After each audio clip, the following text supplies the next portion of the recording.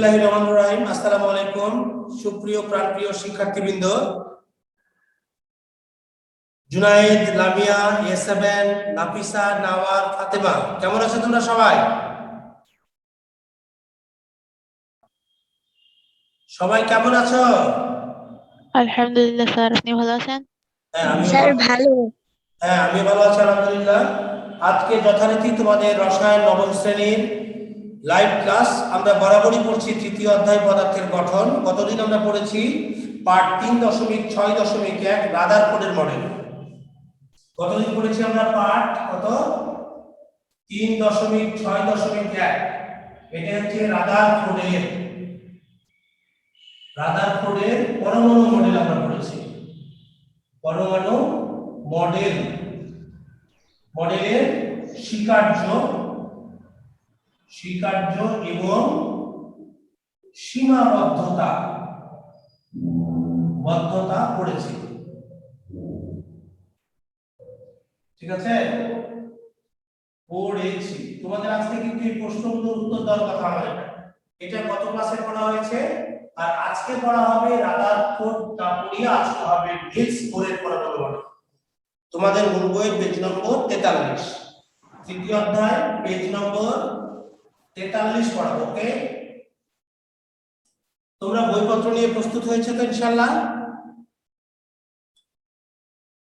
আচ্ছা, নাফিসা 4 এর কি হয়েছে? নাফিসা 4 ক্লাস করে না।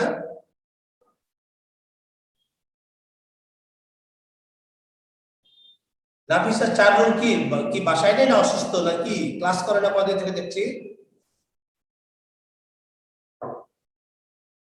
শুনতে পাচ্ছ আমাকে সবাই? Yes sir.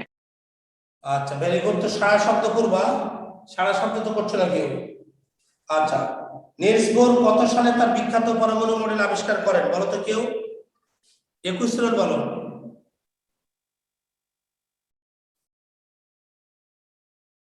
রোল 21। স্বাধীন বলো, স্বাধীন। রোল 27। স্যার প্রশ্নটা আরেকবার। কত সালে রাদারফোর্ডের পরমাণু মডেল আবিষ্কৃত হয়? 1911। 1911 সালে। Very good. এ মডেলের অনুসিদ্ধান্ত, এ নাম্বারটা কি আছে কে বলতে পারবা?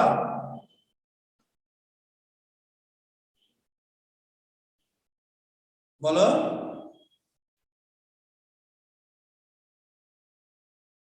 কে পারবে এ নাম্বার পরমাণু মডেল স্বীকার্য মানে মূল সিদ্ধান্ত কে পারবা বলতে? এ নাম্বার একটা বলো, যে কোনো একটা।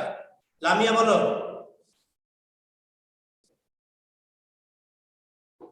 লামিয়া। নাফিসা বলো। জি স্যার, বুঝলাম না।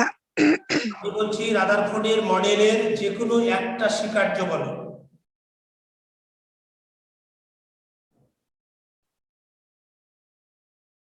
বলো।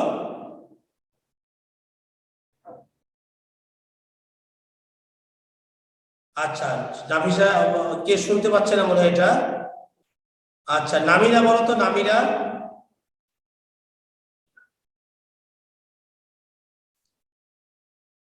নামিরা শুনতে পাচ্ছ না? ক্লাসে শোনা যাচ্ছে না আজকে মনে হয়। আচ্ছা, যাই হোক, আমরা তাহলে পড়া শুরু করি। আজকে নেটে খুব সমস্যা তোমাদের। আচ্ছা, তাহলে আমরা চলে যাই আমাদের বোরের পরমাণু মডেল। তাহলে আজকে নতুন আলোচনা পার্ট 3.6.2 এ বোরের পরমাণু মডেল, অর্থাৎ এর নাম হচ্ছে নিলস বোর। রাদারফোর্ড 1911 সালে আবিষ্কৃত হয়, আর 1913 সালে বোরের মডেল আবিষ্কৃত হয়। 1913 সালে বোরের মডেল আবিষ্কৃত হয়। হ্যাঁ, বোরের মডেল কিভাবে আবিষ্কার করলো?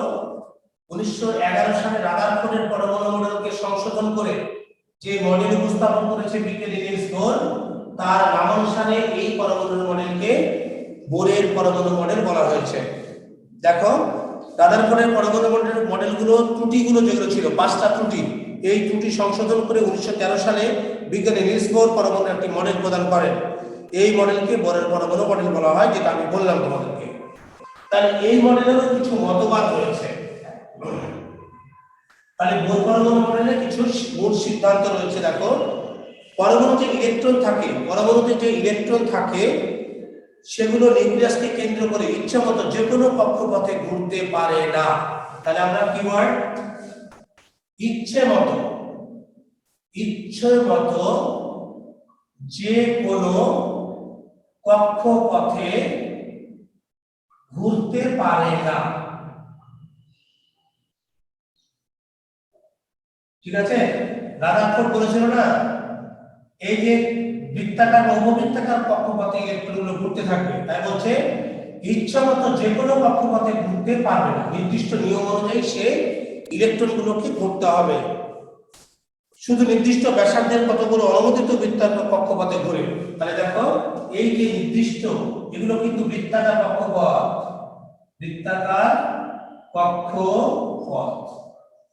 তাহলে এটা একটা বৃত্তাকার কক্ষপথ, এটাও কিন্তু একটা বৃত্তাকার কক্ষপথ। তাহলে প্রত্যেকটা কিন্তু একটা বৃত্তাকার কক্ষপথ।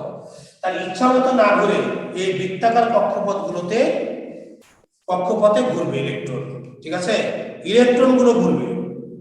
ঠিক আছে, এখানে যে ইলেকট্রন গুলো থাকবে সেই ইলেকট্রন গুলো কিন্তু আপন আপন কক্ষপথে সুনির্দিষ্ট নিয়মে ইলেকট্রন গুলো ঘুরতে থাকবে। এটাই বলেছে নিলস বোরের পরমাণু মডেলে। এবার দেখো এই নির্দিষ্ট ব্যাসার্ধের অনুমোদিত বৃত্তাকার কক্ষপথগুলোকে অনুমোদিত কক্ষপথ বা প্রধান শক্তি স্তর বা অরবিট বলা হয়। আর এগুলোকে বলা হয় আবার কি বলো, বৃত্তাকার কক্ষপথ বলা হয় শক্তি স্তর বলা হয়, অথবা প্রধান শক্তি স্তর বলা হয়, অথবা বলা হয় অরবিট, তার এগুলো কিন্তু নির্দিষ্ট করে দিয়েছে কে, নিলস বোর। আগে কিন্তু নির্দিষ্ট নিয়ম ছিল না, রাদারফোর্ডের মডেলে কোনো বৃত্তাকার বা উপবৃত্তাকার কোনো কক্ষপথে কিভাবে ঘুরবে ইলেকট্রন গুলো সেরকম কোনো নির্দিষ্ট নির্দেশনা ছিল না। এবার দেখো বলছে যে স্থির কক্ষপথে ঘোরার সময় ইলেকট্রন গুলো কোনো রকম শক্তি শোষণ বা বিকিরণ করে না। তাহলে এগুলোতে ইলেকট্রন ঘোরার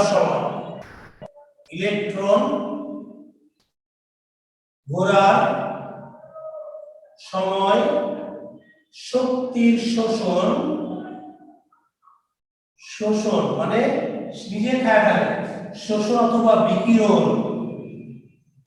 বিকিরণ করে না। এই প্রধান শক্তি স্তর গুলোকে কি দিয়ে প্রকাশ করা হয়, প্রধান শক্তি স্তর বা অরবিট বা শক্তি স্তর গুলোকে ছোট n দ্বারা প্রকাশ করা হয়। n equal to 1, n equal to 2, n equal to 3, n equal to 4, n equal to 5 extension. তাহলে n এর মান যদি 1 হয় তাহলে এটা প্রথম কক্ষপথ,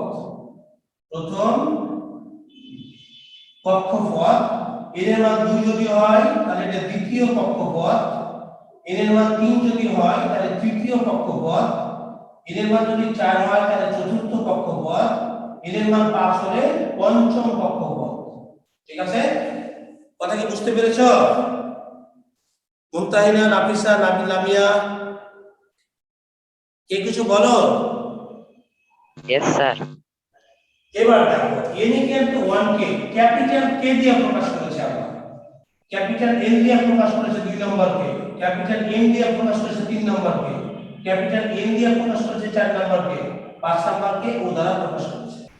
তাই এই সুনির্দিষ্ট নীতিমালাগুলো আমাদের নিলস বোরের পরমাণু মডেলের 1 নম্বরে দেওয়া হয়েছে বা A নম্বরে দেওয়া হয়েছে। এটা কথা আমি যে তত্ত্বগুলো লিখেছি বোর্ডে, সেই বোর্ডের নিলস বোরের পরমাণু মডেলের A নম্বর তথ্য। তাহলে আমি একটু সংক্ষেপ করে দেব, বোর্ডে কি কি লেখা আছে দেখো। পরমাণুতে যে সকল ইলেকট্রন থাকে সেগুলো ইচ্ছামতো যে কোনো কক্ষপথে ঘুরতে পারে না। ঘুরতে পারে কোথায়, বৃত্তাকার কক্ষপথে, অথবা শক্তি স্তরে, অথবা প্রধান শক্তি স্তরে, অথবা অরবিটে, একই নাম সব। এই প্রধান শক্তি স্তরগুলোকে যখন ইলেকট্রন আসে এবং যায় তখন ইলেকট্রন ঘোরার সময় কোনো রকম শক্তি শোষণ বা বিকিরণ করে না। ঠিক আছে, কোনো কক্ষপথ থেকে কোনো শক্তি শোষণ অথবা বিকিরণ ঘটে না। তাহলে এই কক্ষপথগুলোকে নাম দেওয়া হয়েছে n দ্বারা। n দ্বারা সকল কক্ষপথকে বোঝানো হয়েছে। n equal to 1, 2, 3, 4, 5 n equal to 1 যদি হয় তাহলে প্রথম শক্তি স্তর, n ইকুয়াল টু 2 হলে দ্বিতীয় শক্তি স্তর, n ইকুয়াল টু 3 হলে তৃতীয় শক্তি স্তর, এইভাবে পঞ্চম শক্তি স্তর আরো বেশি হতে পারে। এগুলোকে ইংরেজি লেটারে কে দ্বারা প্রকাশ করা হয়? 1 নম্বর কক্ষপথকে, l দ্বারা 2 নম্বর কক্ষপথকে, m দ্বারা 3 নম্বর কক্ষপথকে, n দ্বারা 4 নম্বর কক্ষপথকে, আর n দ্বারা সরি কে l m n k1 m2 sorry l2 m হচ্ছে 3 n হচ্ছে 4 আর o হচ্ছে 5। এগুলো কিন্তু অবজেক্টিভে আসে প্রচুর।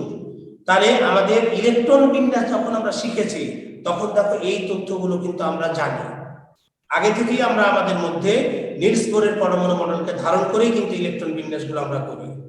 তাহলে আজকে আমরা এই তথ্যগুলো আইনগতভাবে আমরা একটা মডেলের মধ্যে আমরা দেখতে পাচ্ছি। কি ভালো লাগছে না সাদমান সাকিব? সাদমান সাকিব শুনতে পাচ্ছ আমাকে? Yes sir. ভালো লাগছে তোমার ক্লাস? হ্যাঁ ইয়েস স্যার, অনেক ভালো লাগছে স্যার। বোর্ডের পরমাণু মডেল স্যার। আমি যে বোর্ডের তথ্যগুলো লিখেছি সেগুলো তোমাদের এ নম্বর পয়েন্টে যত তথ্য আছে সেই তথ্যগুলো সংক্ষিপ্তভাবে আমি উপস্থাপন করেছি। তোমরা তোমাদের খাতায় কিন্তু লিখে নিতে পারো, তোমরা আমার সাথে তোমরা খাতায় লিখে নিতে পারো। এবার যাবো আমরা বি নাম্বার পয়েন্ট। এবার কোথায় যাবো বলতো? Number B. তাহলে একটা সিদ্ধান্ত গেল আমাদের, তাহলে একটা স্বীকার্য আমরা পড়লাম। এবার বি নম্বর স্বীকার্য দেখো, বোর মডেল অনুসারে কোন শক্তি স্তরে ইলেকট্রনের কৌণিক ভরবেগ, এটা ফিজিক্সের একটা টার্ম, কৌণিক ভরবেগ mvr ইকুয়াল টু nh/2π, এটা কিন্তু একটা সূত্র। ঠিক আছে, কৌণিক ভরবেগ অর্থাৎ যখন একটা বৃত্তাকার কক্ষপথে ইলেকট্রন ঘুরে, এটা নিউক্লিয়াস এখান থেকে যাবে তারপর এদিকেও যাবে, তাই না? তাহলে এখান থেকে যে ইলেকট্রনের ঘূর্ণন যেটা হবে সেটা কি একটা ভরবেগ হবে না? এখানে m হচ্ছে ইলেকট্রনের ভর, v হচ্ছে ইলেকট্রনের বেগ, r হচ্ছে কক্ষপথের ব্যাসার্ধ, h হচ্ছে প্ল্যাঙ্কের ধ্রুবক, আর n হচ্ছে কক্ষপথ সংখ্যা, আর পাই হচ্ছে একটা কনস্ট্যান্ট মান।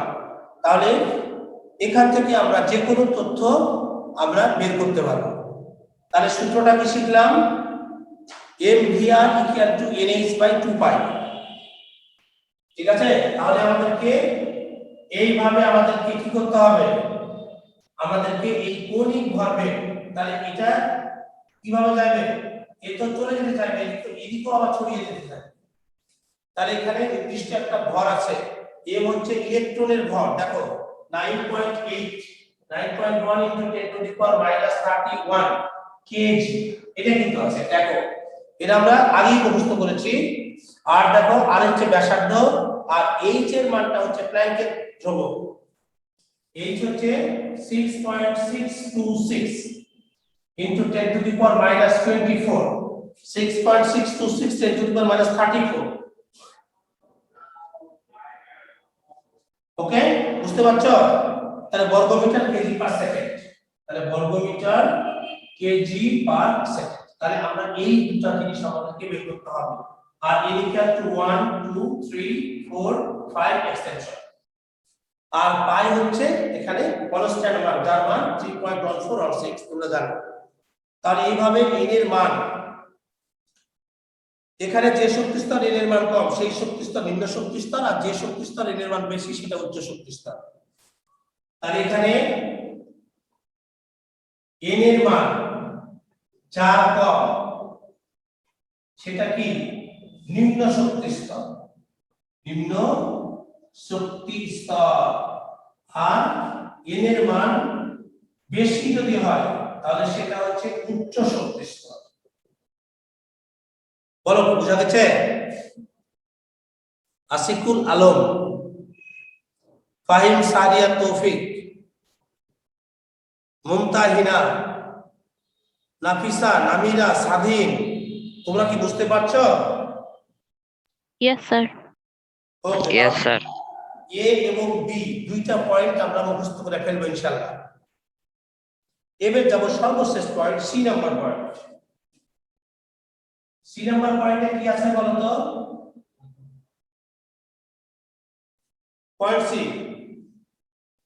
সি কি বলেছে, যে কোনো প্রধান শক্তি স্তরে ইলেকট্রন ঘোরার সময় ইলেকট্রনের কোনো শক্তি শোষিত বা বিকিরিত হয় না। এটা আমরা আংশিক প্রথম সিদ্ধান্ত থেকে পড়ে এসেছি। প্রথম সিদ্ধান্ত থেকে পড়েছি কি শক্তি শোষণ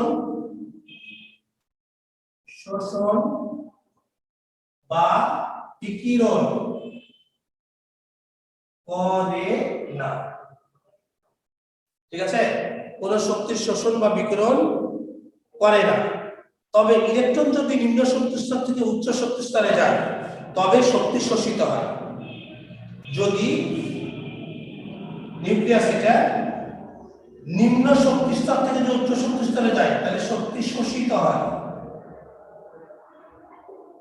আর যদি উচ্চ শক্তি স্তর থেকে নিম্ন শক্তি স্তরে আসে তাহলে শক্তি বিকিরিত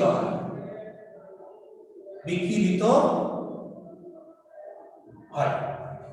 ঠিক আছে, তাহলে আমি একটু বুঝাই দিই, তোমাদের মনে ডাউট লাগতে পারে যে স্যার কিছুক্ষণ আগে বললো কোনো শক্তি শোষিত বা বিকিরিত হয় না। শুধুমাত্র যখন ইলেকট্রন চলে যেতে চাইবে একটা কক্ষপথ থেকে তখনই শুধুমাত্র, যদি চলে যায় তাহলে বিকিরিত হয়, আর যদি আসে, ভুল বলেছি, ইলেকট্রন যদি প্রথম শক্তি স্তর থেকে দ্বিতীয় শক্তি স্তরে যায় অর্থাৎ নিম্ন শক্তি স্তর থেকে উচ্চ শক্তি স্তরে গমন করে তাহলে শক্তি শোষিত হবে, আর উচ্চ শক্তি স্তর থেকে যদি নিম্ন শক্তি স্তরে আসে তাহলে শক্তিটা বিকিরিত হবে। এই তথ্যটা আমাদের কিন্তু মাথায় রাখতে হবে। এখানে একটা গাণিতিক সমস্যা আছে, HV = hc by lambda. HV = hc by lambda.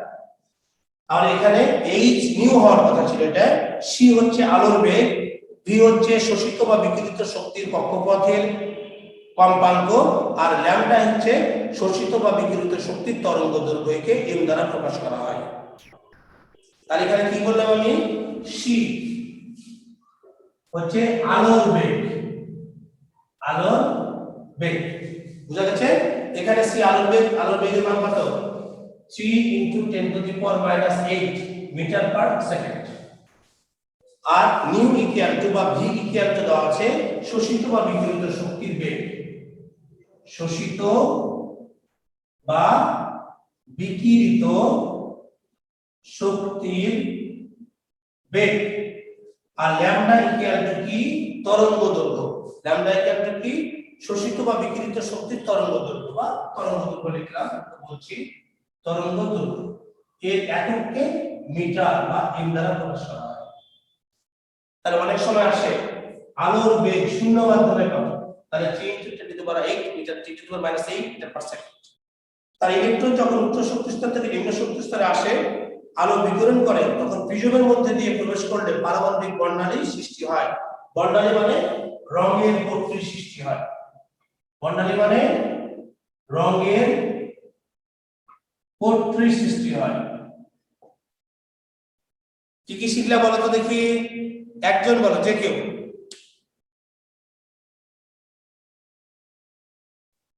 একজন বলো কি কি শিখেছে? স্যার বোরের পরমাণু মডেল শিখলাম স্যার। বোরের পরমাণু মডেল শিখলাম স্যার। বোরের পরমাণু মডেলে কয়টা সিদ্ধান্ত পড়লাম সাদমান? 3টা স্যার। 3টা সিদ্ধান্ত আমরা পড়েছি, চলেছি অলরেডি। এবার আরো 2টা বিষয় আছে। বোরের পরমাণু মডেলের সাফল্য কি? আচ্ছা তুমি একটা পড়ো তো, সাফল্য কি সাদমান?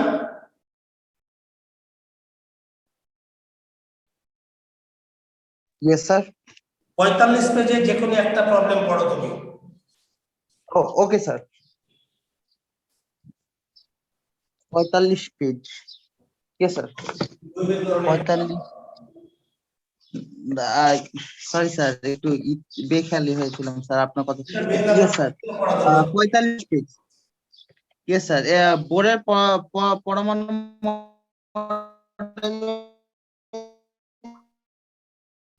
সীমাবদ্ধতা।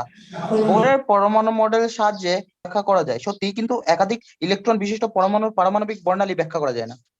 এটা স্যার প্রবলেম স্যার, সীমাবদ্ধতা। আমি বলছি বোর পরমাণু মডেলের সাফল্য বলো 45 পেজে, আমি বোর্ডে লিখেছি দেখছো না? ও সাফল্য আছে স্যার। রাদারফোর্ড পরমাণু মডেল অনুসারে সৌরজগতে সূর্যকে কেন্দ্র করে গ্রহ উপগ্রহ যেমন ঘুরছে, পরমাণুতে ইলেকট্রন গুলো তেমনি নিউক্লিয়াসকে কেন্দ্র করে ঘুরছে। এখানে ইলেকট্রনের শক্তি স্তরের আকার সম্পর্কে কোনো কথা বলা হয়নি, কিন্তু বোরের পরমাণু মডেলে পরমাণু শক্তি স্তরের আকার বৃত্তাকার বলা হয়েছে। ওকে, বি। বুঝা গেছে? নিলস বোরও আকারের কথা কিছু বললো না, ওই রাদারফোর্ডের ওই মতবাদটাকে সামনে রেখে তাকে বিশ্লেষণ করেছে। ঠিক আছে, হ্যাঁ, তারপর বলো তারপরে কি? Yes sir.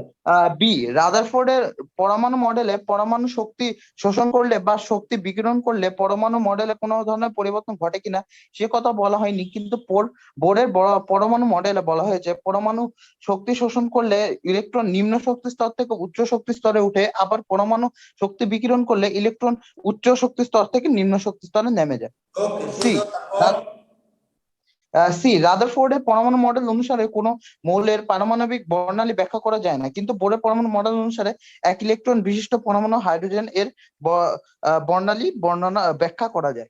একাধিক ইলেকট্রন বিশিষ্ট পরমাণুর বর্ণালী ব্যাখ্যা করা যায় না, কিন্তু একটা ইলেকট্রন আছে এরকম বর্ণালী ব্যাখ্যা করা যায়। তাহলে এগুলো সমস্যা না, বলো তো? Yes, এগুলো sir. সমস্যা। তাহলে বোরের সফলতা কি কি পেয়েছি আমরা রাদারফোর্ডের কাজে লাগিয়ে, সেগুলোই আলোচনা হয়েছে। এবার যাবো আমরা সীমাবদ্ধতা। দেখো, সীমাবদ্ধতা যেন পাছায় ছেড়ে না, তাই না? সীমাবদ্ধতাকে আমাদের পিছু ছাড়ছে, বলতো? সীমাবদ্ধতা কিন্তু আমাদের পিছু ছাড়ছে না। প্রত্যেকটা ভালো কাজের মধ্যে কিছু না কিছু ত্রুটি থাকবেই, তাই না? নিলস বোর অত কষ্ট করে সে অত সুন্দর একটা মডেল এই বিশ্ববাসীর সামনে উপহার দিয়েছে, তার কিছু কিছু ত্রুটি ছিল, সেই ত্রুটিগুলো সংশোধন করে নিলস বোর 2 বছর পরে তার এই মডেল দাঁড় করিয়েছে, কিন্তু তার মডেলেও কিছু ত্রুটি থেকে গেছে। সেই ত্রুটিগুলো এবার কে বলবে? আমি বলবো স্যার। তুমি শুনতে পাচ্ছ একমাত্র, ভালো মনে হয়, আর কেউ মনে শুনতে পাচ্ছে না। স্বাধীন শুনতে পাচ্ছ? Yes sir. এই তো তোমার নেট সমস্যা। নামার শুনতে পাচ্ছ? নামার,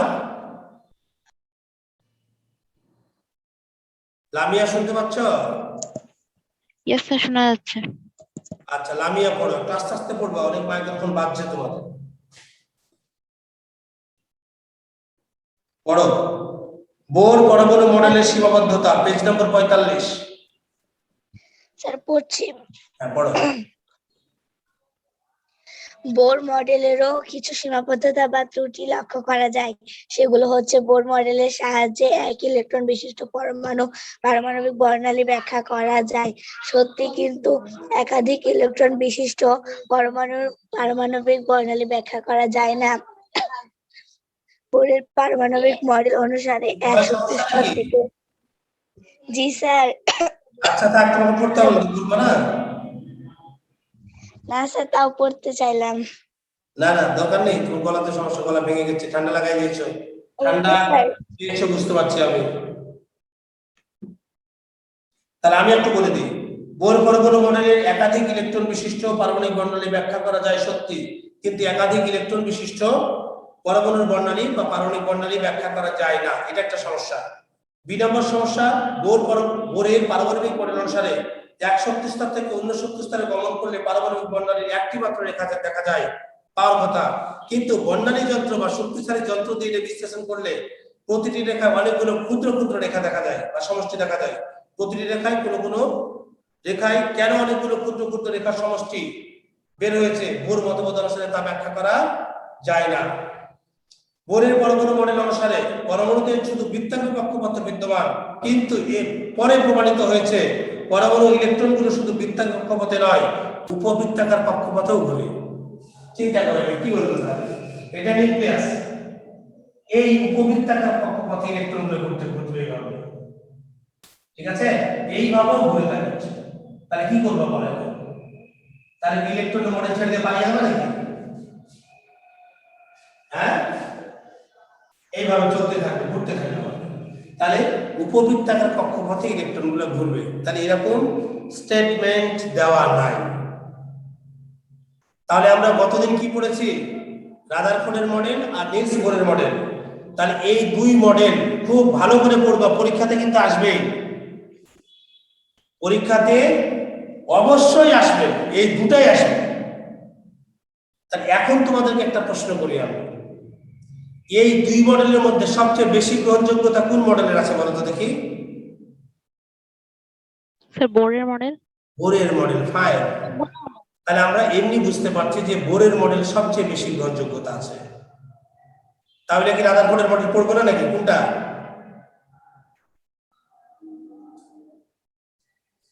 বোরের মডেলে বেশি গ্রহণযোগ্যতা আছে, রাদারফোর্ডের মডেল কি আমরা ফেলে দেবো নাকি তাহলে? ও স্যার, হ্যাঁ, ওটাও করতে হবে। তাহলে দুটাই পড়তে হবে আমাদেরকে। হ্যাঁ, আজকের ক্লাসে কোনো সমস্যা আছে তোমাদের? বুঝতে পারোনি? No sir. এখনো 2 মিনিট সময় আছে, বলো যদি সমস্যা থাকে তো বলো। কারো কোনো সমস্যা থাকলে 2 মিনিটের মধ্যে উপস্থাপন করো। সমস্যা আছে সাদমান? নো স্যার, কোনো সমস্যা নাই স্যার। সমস্যা আছে রেশা?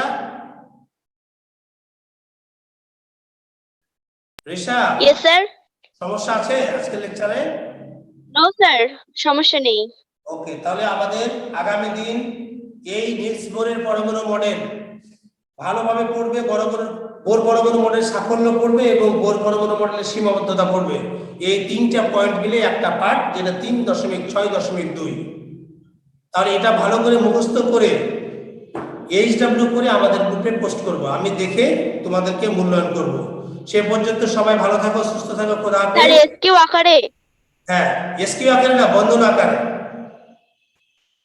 বর্ণনা আকারে পড়বা, মানে বড় প্রশ্ন, ক নম্বরের।